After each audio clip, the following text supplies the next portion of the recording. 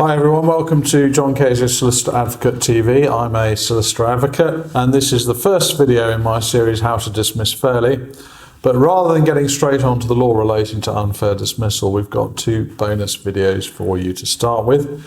The first bonus video is how do you spot the people who are sabotaging your business and reduce the risk of you ending up in a dismissal or unfair dismissal confrontation.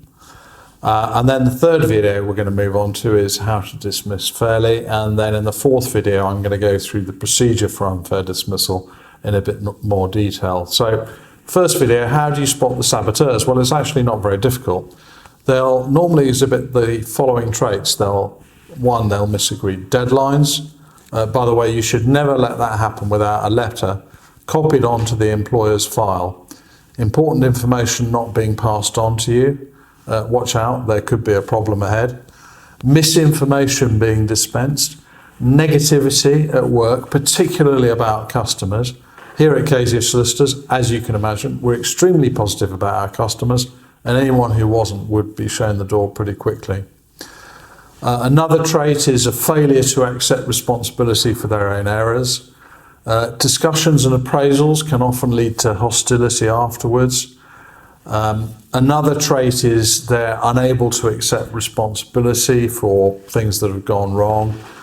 And the classic traits are lateness and sickness.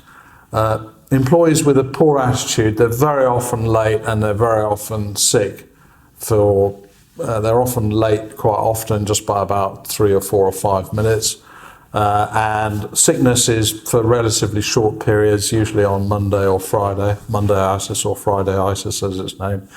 If you want a word of how to deal with that, please ask me. It's actually not as difficult to deal with as most employers find it. You'll find my phone number on the web.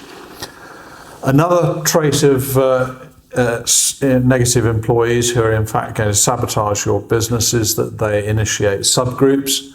They aren't team players.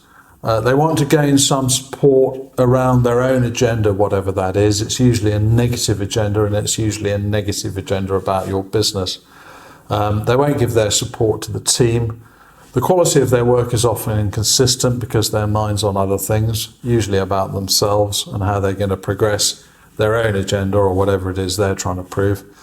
I would say the best test is to think to yourself, can you trust an employee with an assigned task? Now, as long as you've got the assigning of the task correct, so as long as you have that task properly thought out and you've explained it properly, can you think to yourself, right, I'm just going to leave that with that employee and it's going to come back to me, the work done in an acceptable way? Or are you thinking to yourself, you know what, I'm probably going to have to do this myself, or there's going to be something wrong with it, or they're going to get into a little game about getting it to a critical stage and then they're going to be late, or then they're going to be ill.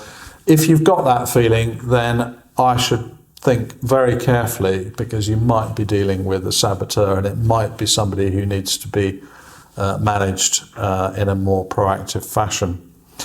Now, that's the end of video number 1, and the second video is going to be about reducing the risk of an employment confrontation.